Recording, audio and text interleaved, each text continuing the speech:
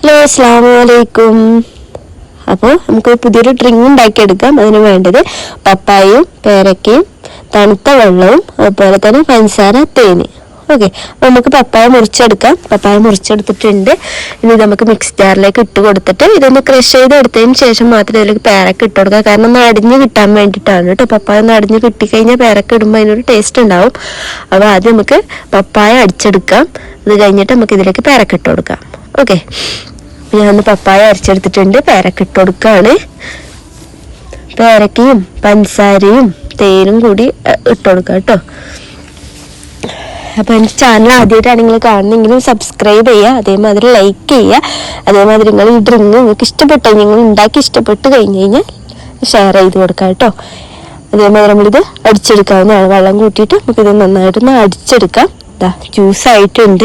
നിങ്ങൾ എല്ലാവരും ഉണ്ടാക്കി നോക്കുക. എങ്ങനെയുണ്ട് ടേസ്റ്റും കാര്യങ്ങളും എങ്ങനെയുണ്ട് എന്നുള്ളത് ഒന്ന് കമൻറ്റ് ബോക്സിൽ കമൻറ്റ് ചെയ്യുക കേട്ടോ. എന്നാൽ ശരി, അടുത്ത